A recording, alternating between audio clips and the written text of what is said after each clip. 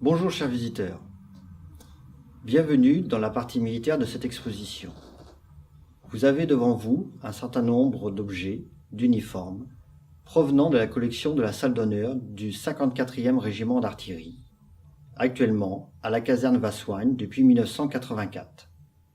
Ces différents objets et uniformes vous permettront de découvrir et d'appréhender la vie du poilu, la vie de l'artilleur pendant la Première Guerre mondiale. Je vous souhaite une bonne visite. Vous êtes devant le premier objet de la collection, c'est un mouchoir d'instruction. Mouchoir d'instruction, nous pouvons le résumer en disant que c'est le guide technique de l'époque. Il faut savoir que 78% de la population française, à l'époque, est d'origine rurale. Elle va donc parler en premier son patois et après le français, ce qui entraîne évidemment quelques problèmes de compréhension entre un chef de pièce qui peut être d'origine basque, par exemple, un pointeur-tireur ch'ti, un premier, deuxième pointeur lyonnais.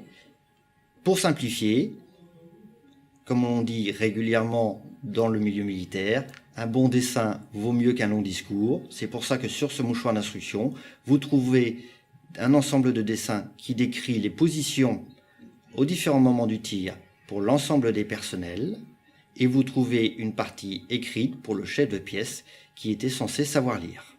La grande nouveauté dans ce mouchoir d'instruction, c'est que vous avez quelque chose qui ne craint pas l'eau. Lorsqu'il est sale, il suffit de le rincer, et voire lorsqu'il fait froid, vous pouvez le mettre autour du cou.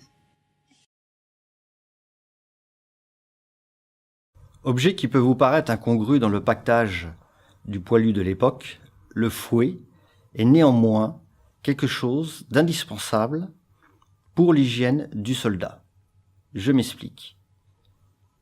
Le pactage, composé d'un sac appelé le havre-sac que nous verrons ultérieurement, était trop petit pour que le soldat puisse emmener des affaires de rechange, qu'elles soient linge corporel, que ce soit linge corporel ou que ce soit uniforme.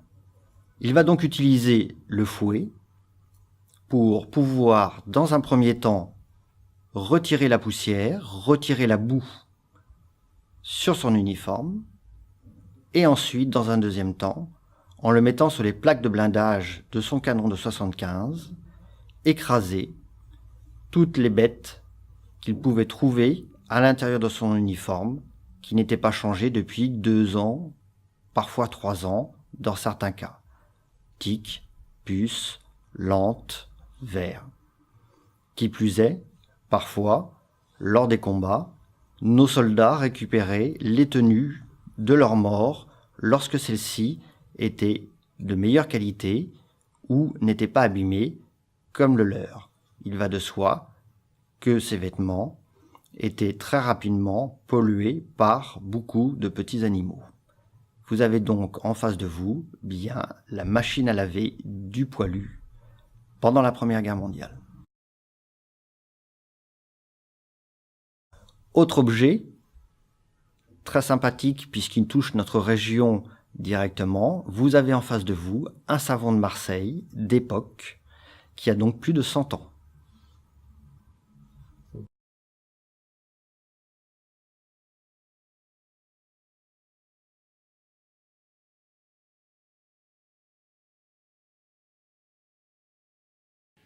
L'objet suivant, que j'aime à poser en question sur son utilité lors des visites de la salle d'honneur, particulièrement aux collégiens, est l'un des outils, parce que c'est un outil, que tous les militaires de l'époque possédaient dans leur pactage, et que l'on retrouve d'ailleurs dans le pactage actuel sous une autre forme. Ce n'est pas, comme je l'ai pu entendre, ni pour récupérer du miel, ni à coton-tige pour cheval, mais vous avez en face de vous la trousse à couture du soldat français. Dans les évents qui vont être présentés, on mettait le tissu, on mettait le fil, ensuite la partie en bois peut se démonter pour mettre à l'intérieur les aiguilles. Je rappelle qu'il n'existe pas de plastique ou autre pour pouvoir protéger les aiguilles et éviter de piquer le soldat. La forme particulière du bout lui permettait d'avoir les distances réglementaires pour la couture, des boutons pour la couture de toute partie de l'uniforme. Même si la médecine militaire et la médecine en général en est à ses balbutiements, le commandement français avait comme souci déjà les premiers soins de ses soldats. Vous avez en face de vous la trousse de pansement individuelle du soldat français.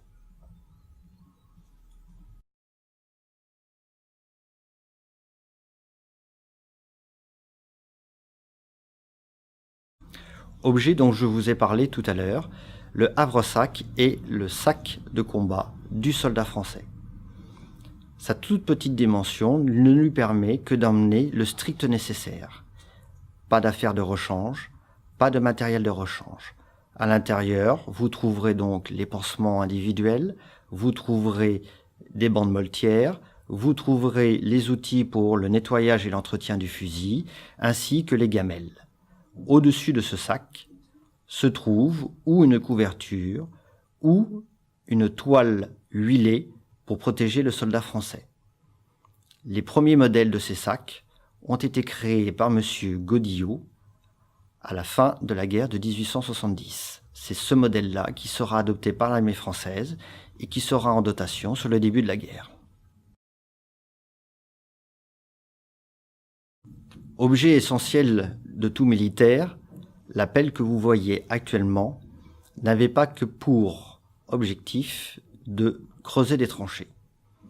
En effet, très rapidement, le soldat français va utiliser cette pelle dans différentes positions pour pouvoir protéger une bougie de la pluie et du vent pour lire les lettres envoyées par la famille, faire cuire à l'intérieur des boyaux la nourriture en étant protégé de l'humidité, et malheureusement, dans un certain nombre de cas, comme vous le voyez, cette pelle est aiguisée, car lorsque les tranchées et les boyaux étaient trop petits, il arrivait que lors du combat au corps à corps, vu la longueur du fusil, il était impossible de se battre avec, et donc les combats se terminaient avec la pelle.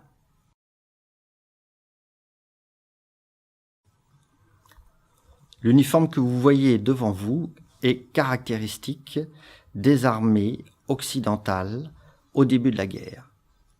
Sa couleur, héritier des combats de Napoléon et des combats médiévaux, permettait aux chefs de repérer très rapidement ses troupes par leur couleur, de voir leur spécialité et lors des combats au corps à corps, avec l'utilisation de la poudre noire qui engendre beaucoup de fumée blanche, permettait d'identifier au dernier moment si l'on allait embrocher un ami ou un ennemi.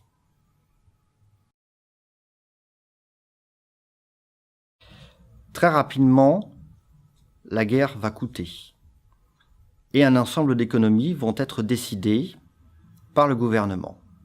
Entre autres, l'abandon des tenues spécifiques par arme pour une tenue commune. Le commandement va porter son choix sur le bleu, dit bleu horizon. Cette couleur était censée camoufler le soldat français vis-à-vis de l'horizon lorsque celui-ci sortait de sa tranchée. Cet uniforme va donner une expression que nous retrouvons actuellement encore, y compris dans des séries américaines. En effet, sur les 2,6 millions de soldats au front à cette époque, fin 1915, il était impossible d'équiper l'ensemble des personnels d'un seul coup. Le choix va être fait d'équiper dans un premier temps les jeunes recrues qui, après leur formation, vont arriver au front dans cette tenue. Il va de soi que très rapidement, les plus anciens, les voyant arrivant dans cette tenue, vont les appeler les bleus ou la bleusaille.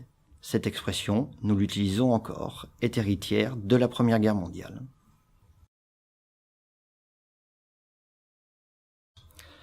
Vous avez devant vous différents obus.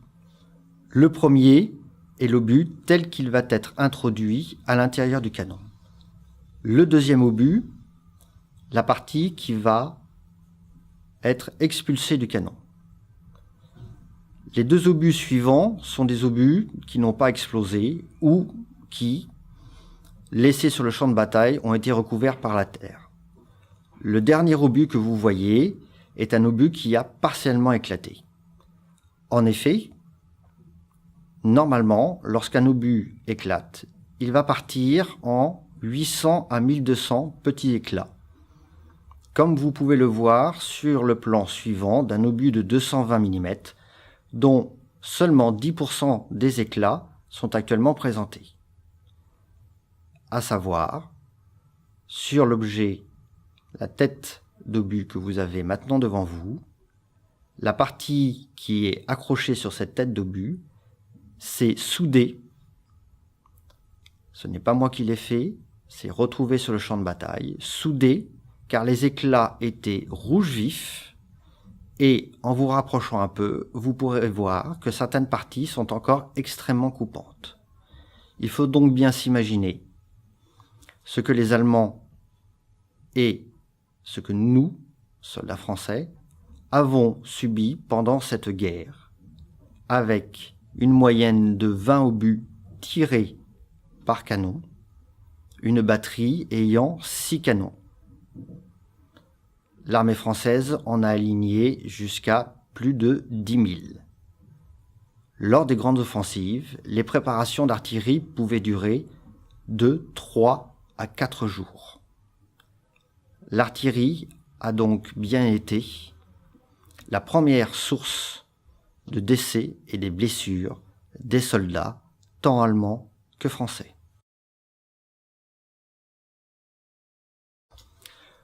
Autre objet qui peut vous paraître incongru, ces petits verres sont en fait des verres à marmelade. Verres à marmelade ou marmelade qui n'étaient pas distribués par l'économat des armées de l'époque, mais dont les anglo-saxons sont très friands. Lorsque les soldats français arrivaient dans les tranchées allemandes, ils récupéraient régulièrement ces verres à marmelade.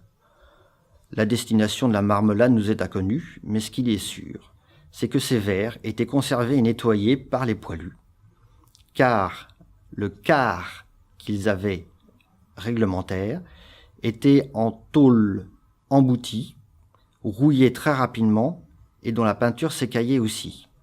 Et ma foi, en tant que Français, un stiau gorgeillon de vin rouge, c'est quand même bien meilleur dans un verre en verre. La baïonnette que vous voyez actuellement provient du fusil Lebel. Elle est appelée baïonnette Rosalie. Cette baïonnette est très particulière. Elle n'a pas la forme des baïonnettes ou des couteaux que l'on peut voir. En effet, sa forme cruciforme a été conçue exprès pour blesser et non pas tuer. Lorsque vous imaginez une coupure simple, il est très rapidement possible avec des points de la refermer. Lorsque cette blessure est en forme de croisillon, elle est quasiment impossible à suturer. De plus, avant l'arrivée des soins, de la terre, un certain nombre de détritus rentrent dans cette blessure. Le but étant de créer des blessés, sachant que chaque blessé nécessite 7 personnes pour s'occuper de lui en arrière. Ce sont donc des personnes qui ne participeront pas à l'effort de guerre, dans les usines ou dans le front. Nous sommes bien rentrés dans cette première guerre mondiale, dans une guerre industrielle et économique. Ce qui peut vous surprendre actuellement, c'est qu'à l'époque, le plastique, le caoutchouc n'existait quasiment pas. L'ensemble des boutons, pour la partie militaire, n'était pas fait en nacre trop fragile, n'était pas fait en terre comme on peut le retrouver sur certains uniformes de parade, mais était fait en métal. Évidemment, pour nettoyer les tenues et faire briller les boutons, c'était inconcevable de nettoyer en étant directement au contact du tissu. C'est pour ça que le soldat français possédait dans ses affaires cette réglette en bois qu'on en appelle une patience, qui lui permettait de glisser le bouton, de l'amener en butée et de pouvoir effectuer le nettoyage du métal qui était souvent du cuivre sans abîmer sa tenue.